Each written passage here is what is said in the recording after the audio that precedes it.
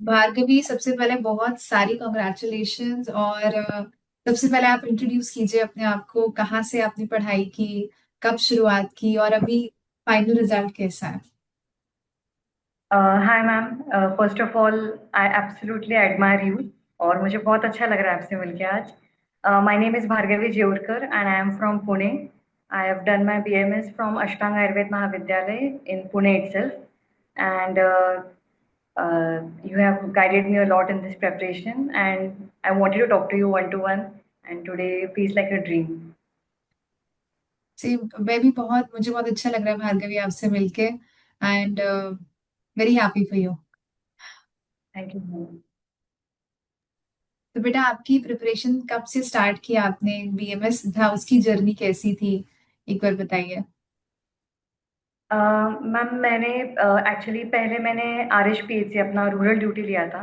तो उसमें तो स्टडी हो नहीं पाई थी ठीक से। फर्स्ट 3 मंथ्स तो कुछ भी नहीं हुआ था ऑनेस्टली। PH से मैंने नॉन वर्किंग ली थी, तो वहाँ पे थोड़ा स्टडी हुआ था। नॉट सेटिस्फैक्ट्री, बट थोड़ा हुआ था। आफ्टर दैट इंटर्नशिप में जो 6 मंथ्स थे मेरे कॉलेज में, वहीं से मैंने प्रॉपर स्टडी किया है। और जो ऑफकोर्स जो 2 मंथ्स बाद में, जो इंटर्नशिप के बाद रफली 1.5 और 2 मंथ्स मिला था, उसमें पूरी जान लगा दी थी, तभी पूरा स्टडी किया था। सो रफली बोला जाए तो 8 to 9 मंथ्स का प्रिपरेशन था। जी।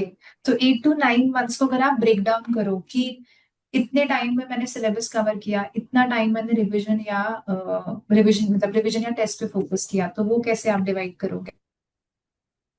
मैम, मैंने ऑनेस्टली इंटर्नशिप खत्म होने तक लेक्चर्स किए थे ज़्यादा। मॉक तो मैं देती थी, लेकिन लेक्चर्स पे ज़्यादा कंसंट्रेशन था। जब इंटर्नशिप खत्म हुआ, then I was focusing on my MCQs. तो वो एमसीक्यूज मैंने स्टार्ट किए थे डेली। पहले 500 600 एमसीक्यूज था। लास्ट 1 मंथ में I was at 1000 1100 MCQs per day.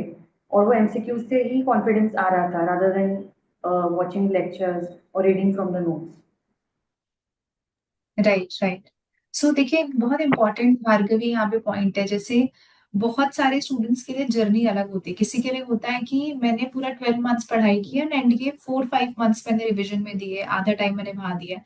तो आई थिंक हर एक की पर्सनलाइज जर्नी है। जैसे आपके लिए बेस्ट मार्क था कि MCQ practice is the way for me, and number of question, मतलब अगर मैं सोचूं कि 1000 एमसीक्यूज आप कर रहे हो, तो आप अपना मतलब 40% टाइम आप एमसीक्यूज को दे रहे हो, 60% टाइम आप शायद रिविजन को दे रहे होगे।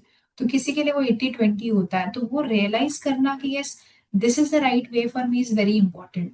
एंड आई थिंक आपको देख के मुझे ये लगता है कि you are a very metric oriented person, कि भाई इतना मेरा आ रहा है तो मैं यहाँ परफॉर्म कर रही हूँ, मैं इसके ऊपर जा रही हूँ तो कैसे परफॉर्म कर रही हूँ। तो that realisation is very important. I think congratulate for that कि उतना आपको रियलाइजेशन बहुत कम टाइम में हुआ। राइट। तो भार्गवी, एक और क्वेश्चन की, कितना आपको लगता है कि इतनी नंबर ऑफ रिवीजन साइकिल्स तो मतलब मस्ट है, इतनी होनी ही चाहिए। एक्चुअली मैम, ऑफ कोर्स हम अपने सीनियर से तो पूछते ही है कि स्टडी कितना होना चाहिए, रिविजन कितना होना चाहिए।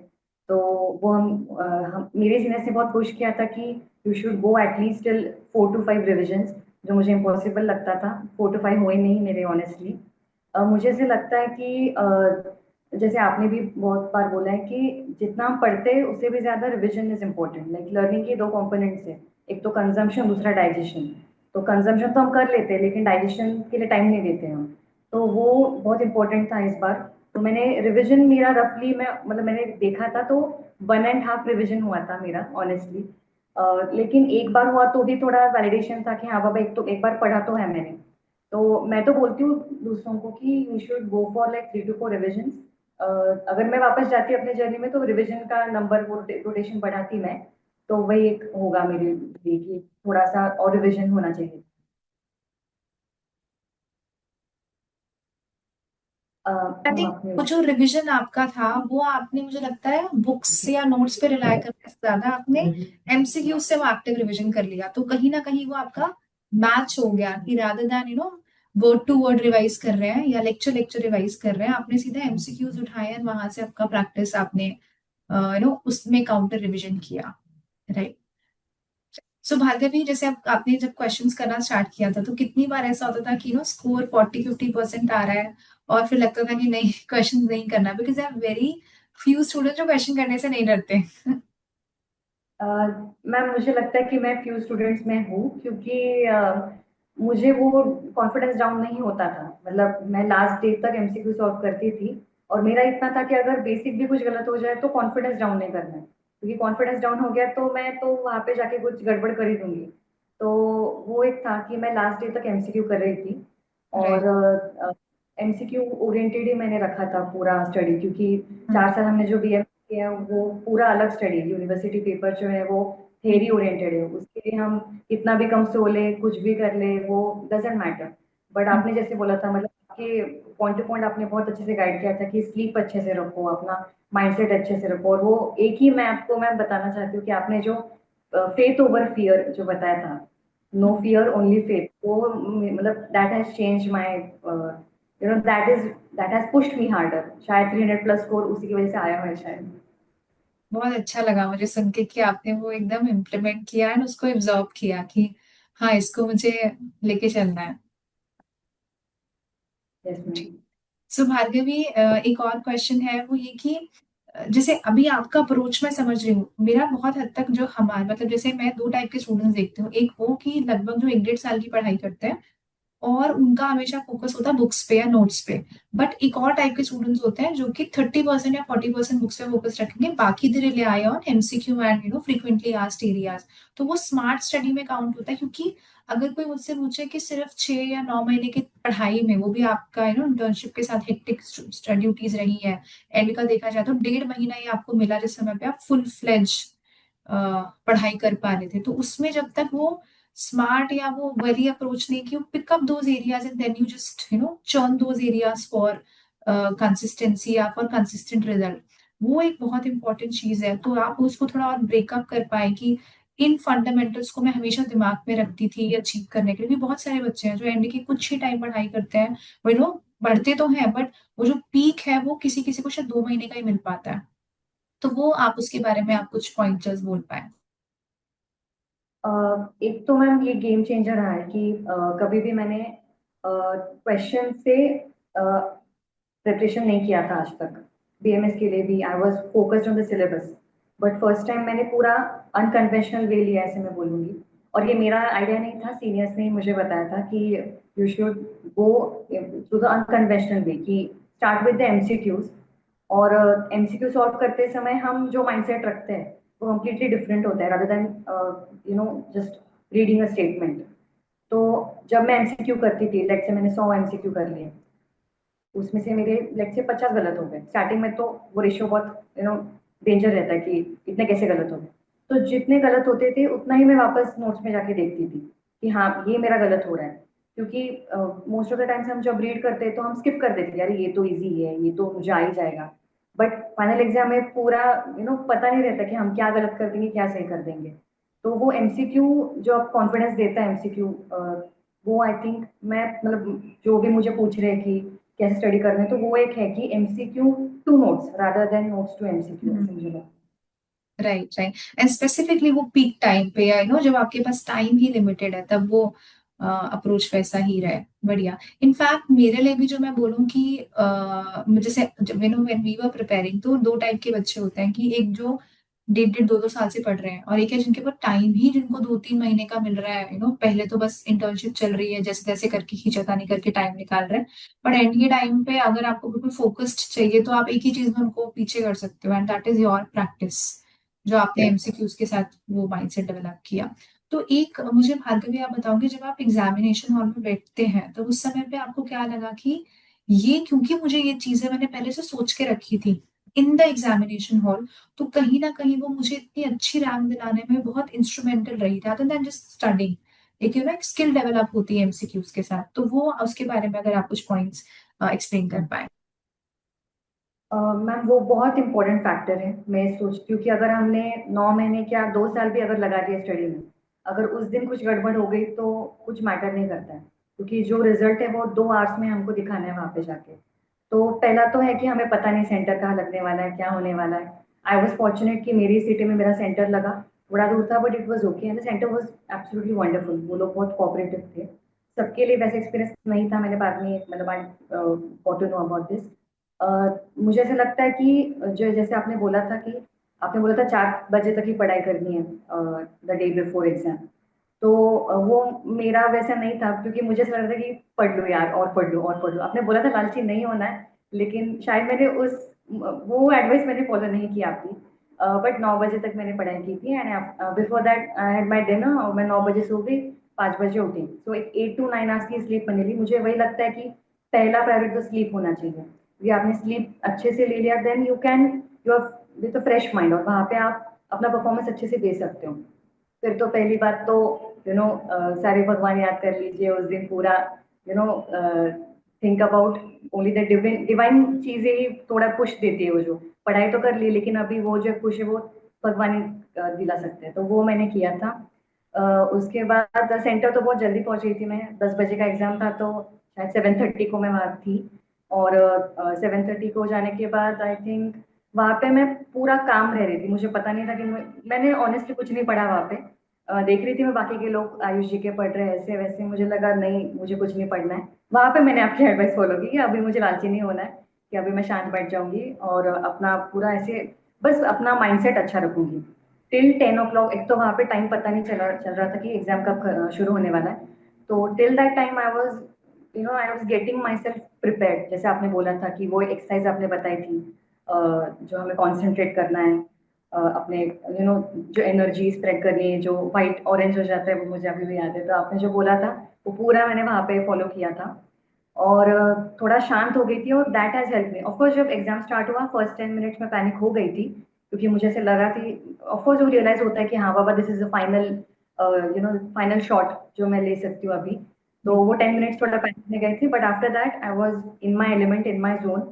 और वो एक बहुत इंपॉर्टेंट है कि जितना आ रहा है, अगर वो कॉन्फिडेंस नहीं होगा, शायद ओवर कॉन्फिडेंस भी चल जाएगा, अंडर कॉन्फिडेंट नहीं चलेगा वहां पे। तो वो एक मतलब गेम चेंजर जो आपने मुझे बताया था कि कॉन्फिडेंस रखना है और माइंडसेट अच्छा रखना है, तो वो मैंने अच्छे से फॉलो किया था।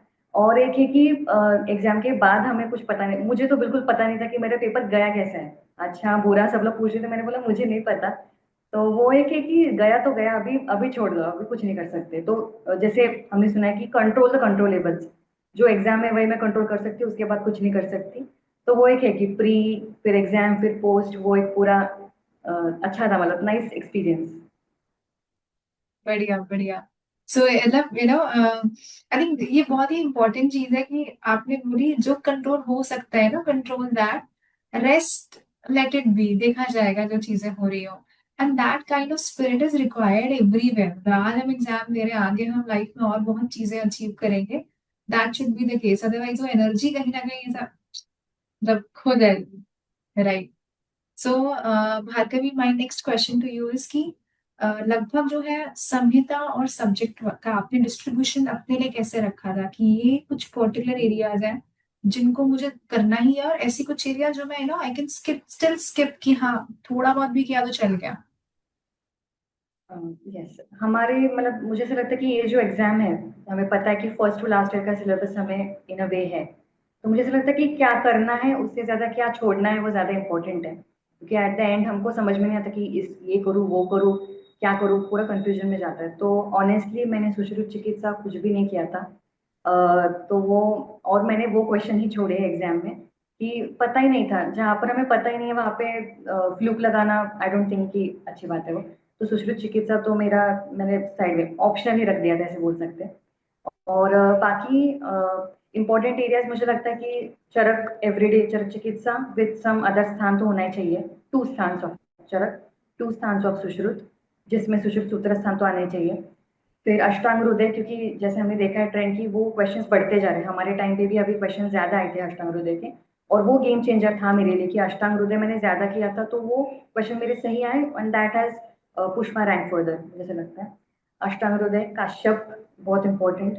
और पारिक का माइनर संहिता वो होना चाहिए। एंड जिसको हम इग्नोर करते हैं, आयुष जी की और रिसर्च जो है गेम चेंजर्स, वो एवरीडे किया था। और ऑफ कोर्स रस और द्रव्य, जो ये जो है इन टॉपिक्स को टच करके ही दिन एंड करना था। इसके ऊपर जो हो वो बोनस, जो मुझे लगा सर्जरी, मुझे लगा ऑफ्थैम, ईएनटी, हाँ मुझे करने का मन है, तो वो that is bonus.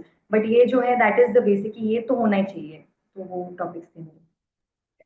very practical playbook, Bhargavi, that you have presented right now, because it's more like एक puzzle का pieces है, और puzzle में हमने पहले वो pieces देख लिए, जैसे at least picture समझ आ रहा है क्या है, and उसके बाद we have additional things in place, very very practical. I think Pune और महाराष्ट्र के लोगों ने सबसे ज्यादा प्रैक्टिकल मिलते हैं दैट इज द की, सच में, मतलब गुजरात के स्टूडेंट्स होते हैं थ्योरेटिकल ज्यादा, और कम थोड़े प्रैक्टिकल होता है, बट स्कोर वो भी, मतलब दोनों, हर टाइप के इंसान स्कोर करता है, बट कोई स्कोर कर कैसे रहा है वो टेक्निक सबकी अलग अलग हो सकती है, कौन कितने टाइम में स्कोर कर रहा है वो अलग अलग हो सकती है। तो मेरे जितने गुजरात वाले बच्चे हैं वो है थ्योरी फोकस बच्चे ज्यादा हैं, जितने हमारे महाराष्ट्र पुणे वाले बच्चे हैं वो प्रैक्टिकल फोकस ज्यादा है। तो दोनों की पढ़ाई की अप्रोच भी हम, मुझे लगता है वो कहीं ना कहीं और डिफाइन होती चली जाती है। So will also include that and upcoming sessions as well, जब मैं आपको ओरिएंटेशन देती हूँ कि किसी की पर्सनालिटी ऐसी है तो आप ऐसे पढ़ो, this will work for you. क्योंकि अगर आप थ्योरी में लग जाते तो आज आप यहाँ नहीं होते हैं, या फिर मेरा दूसरा स्टूडेंट अगर सिर्फ एमसीक्यूज में लग जाता तो वो भी यहाँ नहीं होता। सो दैट आई थिंक बहुत अच्छा पॉइंट आपने भार्गवी रियलाइज किया। And I would again request you कि एक बार आप स्टूडेंट्स के साथ बैठो and explain them again with this kind of approach, the practical approach, right? Yes. चलेगा। सो भार्गवी, घर पे कैसा माहौल है? एकदम सब हैप्पी हैप्पी, पार्टी शार्टी? जी मैम, उस दिन जब रिजल्ट आया था तब तो एक तो मेरे फ्रेंड ने फोन किया कि कितने मार्क्स आए, तब मुझे पता चला कि रिजल्ट आया है। देन आई लॉग्ड इन, और फिर हाँ मैं तो ढूंढ रही थी कि मेरा, मतलब मैंने बोलते मैंने मैनिफेस्ट किया था 50 रैंक। हाँ और मुझे उस मोमेंट पे लगा कि 300 रैंक आएगा, क्योंकि टॉपर 381 का था। तो मैंने थोड़ा हाँ मतलब एक में कैलकुलेशन हो गया कि मुझे लगा 300 रैंक आएगा। और फिर वो ओपन किया एंड आई वाज सर्चिंग 300 का है, 300 का है, एंड आई सॉ दैट 138। मैंने बोला हाँ is this all India rank? तो बोला हाँ, all India rank 138, category rank 67। मैंने बोला ये मेरा ही है ना? मैंने बोला हाँ नहीं, विंडो बंद कर चेक करते, मेरा ही रिजल्ट है ना। हाँ और फिर आई ऑनेस्टली मैं थोड़ा पूरा रोई उस दिन कि अरे ये कैसे हो गया, मतलब खुशी के आंसू की ये कैसे हो गया। एंड मतलब सरियल, और ऐसे लाइफ में बहुत कम मोमेंट्स आते हैं जब हम खुश होके रोते हैं। तो बिल्कुल। वो एक दिन ऐसा था, और फिर बाद में सबको पता चला तब उनके विशेस, फिर मेरे पेरेंट्स भी बहुत खुश थे, मेरा भाई भी बहुत खुश था। हम्म। एंड ऐसा लगा कि हाँ, मतलब फल मिल गया मुझे, मेरा जो था वो मुझे जो चाहिए था वो मिल गया, ऐसा लगा। बिल्कुल। और ये टाइम भी देखो ना, अभी एक एग्जाम आपने ग्रेजुएशन के लिए दिया था, अभी एक एग्जाम ही है, उसके बाद पता नहीं नेक्स्ट मौका वो कब आएगा। तो इतनी, मैं तो ये भी बोलती हूँ कि इतनी मेहनत करने का टाइम भी आपको पता नहीं कब मिलने वाला है, तो जब मिला है तो लग के कर दो। Yes, perfect. सो भार्गवी, तीन चीजें आप ऐसी बताओ कि ये तीन चीजें अगर कोई भी ध्यान रखता है शुरू से, तो वो जितना स्कोर करने के लिए ना लेवल उसका है, उससे वो और बेटर कर सकता है, कि ये तीन चीजें उनके फंडामेंटल्स में हमेशा होनी चाहिए। पहला तो है कि मुझे लगता है कि जो कॉम्पिटिटिव एग्जाम है उसमें ना मेंटल अप्रोच बहुत इंपॉर्टेंट है। जैसे मेरे फ्रेंड्स थे जो पहले से ही बोलते थे कि शायद मुझे रिपीट ही करना पड़े, तो हम्म। वो अप्रोच कब रखूं कि राइट। रिपीट करना ना करना, वो that should not be even a thought, कि हम्म। जो है दिस इज शॉट, तो वो साइड में रख दो। होगा कि नहीं होगा दैट इज नॉट इम्पोर्टेंट। जो बोलते हैं ना कि process is more important then the destination, तो डेस्टिनेशन जैसे मिले वो हमें हमारे हाथ में नहीं है। जो प्रोसेस है उसको एंजॉय करना चाहिए, ऐसा हम्म। मुझे लगता है। तो पहले मेंटल अप्रोच ये रखो कि मेरा तो हो ही जाएगा, मैं करने वाली हूँ, मेरा तो हो ही जाएगा। तो वो एक फर्स्ट टिप है कि मेंटल सब हो गया तो फिर फिजिकल हम कर ही लेते हैं कुछ हम्म। तो first हो गया। सेकेंड टिप वुड बी जो मैंने अभी आपसे शेयर किया कि थोड़ा अनकन्वेंशनल, कि एमसीक्यू से नोट्स तक जाओ। हम्म। और उसी में एक करूंगी मैं कि मैम मेरा ऐसा है कि मैं थोड़ा अपना स्टडी कलरफुल बनाती हूँ। मतलब हमने देखा होगा तो हमारे नोट्स सारे ब्लैक एंड व्हाइट है, तो मुझे वो स्टडी पसंद नहीं है। तो अगर हम्म। आप मतलब कभी मेरे रूम में पे आएंगे तो वो बहुत ऐसे कलरफुल है। मैंने स्टेशनरी, हाइलाइटर्स, वो और फिर स्टिकी नोट्स, वो पूरा कलर से भर के रखा है। तो मैंने वो कलर्स असाइन किए थे कि वातज अगर लेट से गुल्म है तो वातज को मैं पिंक कलर दूंगी, हाँ। पित्तज को मैं ऑरेंज, कफज को मैं ब्लू दूंगी, जस्ट बिकॉज पित्तज उष्ण है तो ऑरेंज दूंगी, ऐसे। तो बोलते हैं ना विजुअल मेमोरी वर्क्स। तो हम्म। मेरा है कि stationery has been like my guide, कि वो मेरा साथी था, ऐसे बोल सकती हूँ मैं, कि वो हाँ। मैं जाती थी, मैं जाके शॉपिंग करती थी वो स्टेशनरी का, फिर आके पढ़ना है ऐसे वैसे। एक टर्कोइज कलर का पेन था, तो वो एक हमें ही अपना प्रोसेस ना थोड़ा कलरफुल बनाना पड़ता है, हम्म। एंजॉयबल बनाना पड़ता है। तो वो सेकंड टिप है कि जो anything that works for you, अभी मेरे लिए ये वर्क हुआ, शायद किसी और के लिए कुछ और वर्क हो जाए। तो वो हाँ है जी। कि अपना स्टडी एकदम कलरफुल बना दो, कि वो प्रोसेस आपको उसी से प्यार हो जाए कि प्रोसेस बहुत अच्छा हुआ था। और थर्ड टिप ये होगा कि put it on a paper.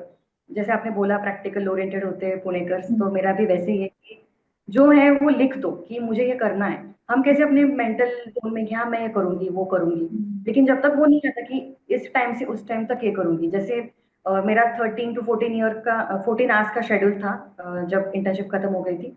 तो अभी भी मेरे पास वो डायरी है जहाँ पे मैंने हर दिन का लिख के रखा है। जैसे रात को सोने से पहले वो लिखा कि कल मेरा इतना इतना टाइम है, मैं इतने बजे उठूंगी, इतने बजे रेडी हो जाऊंगी, इतने बजे स्टडी टेबल पे बैठूंगी, 1 घंटे में ये, 1 घंटे में ये। और फिर उसके सामने ऐसे बॉक्सेस कर दिए कि टिक बॉक्स जैसे हम करते हैं, चेक बॉक्स एप्स में होते हैं, तो वही अपने हाथ से किया, फिर उसमें टिक कर दिया दूसरे कलर के पेन से।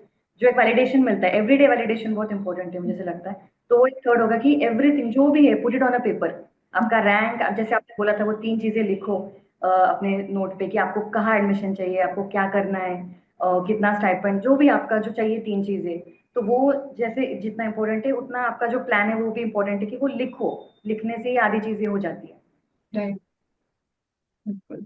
Bhargavi has been a very good student, उसने सब चीजें अच्छे से सुनी और फॉलो की। मैं बहुत बहुत मुझे अच्छा लग रहा है कि कई वो सब चीजें प्रैक्टिकली आपने इम्प्लीमेंट की। Very happy for this. जी। जो Bhargavi, all the very best आपके फ्यूचर के लिए, और भगवान आपको और बहुत बहुत सक्सेस दे लाइफ में। ऐसे ही आप सबको हमेशा प्राउड फील कराओ। Very happy for you. All the best. मुझे 2 मिनट दीजिए ma'am, I want to speak something about you. हाँ क्योंकि जी। You have guided me a lot and मैंने I have always looked up to you. आपका जो approach है, हम ऐसे देखते हैं कि जो टॉपर लोग होते हैं वो थोड़ा उस जोन में चले जाते हैं कि I am a topper and all. लेकिन आपका जो अप्रोच है, जो आप जो बोलते हैं ना कि वार्मथ है आपकी, जो प्लेजर है जैसे आप पढ़ाते हैं, और वो एफएक्यू सेशंस मैम, वो FAQ session is the core. जो आपने मतलब बोलते हैं ना कि बुल्स आई हिट किया है कि एफएक्यू सेशन कर लिए, तो आपने बहुत मतलब उसने इतना हेल्प किया है मुझे, आपको शायद मतलब यू कांट इवन इमेजिन कि कितना हेल्प किया है। और आपको जो टीचिंग स्टाइल है, आई हैव लव्ड इट। और आपने जो एक सेशन लिया था, आपने पूरे लास्ट 2 मंथ्स में शायद एक ही सेशन लिया था जहाँ पे आपने स्पिरिचुअल थोड़ा सा बताया था कि मैं एक ही सेशन लूंगी जहाँ पे मैं स्पिरिचुअल बताऊंगी आपको। रेस्ट ऑल मैंने आपको बहुत प्रैक्टिकल चीजें बताई थी। वो एक दिन मुझे बहुत याद है कि आपने बोला था कि जो आपका डिविनिटी, जो आप गॉड जो है उसके ऊपर छोड़ दो, और फिर अपने यहाँ पे कंसंट्रेट करो। छोटी छोटी चीजें जो मैंने मतलब ऐसे लगा कि अरे इतना इजी है, मैम ने इतना इजी करके बताया है वो। And that's why she has scored all India rank 1। और इसीलिए आप इतना मतलब जो आप, आई एम एक्सट्रीमली मतलब इंस्पायर्ड बाय यू कि आपने जो आयु स्कॉलर जो है आपका, जो जितने भी आपके आपने जो स्टार्टअप्स किए हैं, and I mean I look up to you. और I would love to get your guidance in the future as well. बिल्कुल बिल्कुल बेटा। Thank you so much. मतलब आप लोगों ऐसा आता है ना कि आप लोगों को देख के हम जी रहे हैं, वो वाली फीलिंग होती है कि आप जैसे जैसे आगे बढ़ रहे हो हमारे अंदर और एंथुजियाज्म आता है कि चलो अभी हम, हमारी टीम 14 घंटे काम करती है, अब हम 18 घंटे करेंगे कि हम और बेटर चीजें आपको मतलब सबको हेल्प कर पाए। Thank you so much. बहुत वेरी थैंकफुल, आपने अप्रिशिएट किया हमारे हम सबको, और मुझे very very thankful for that.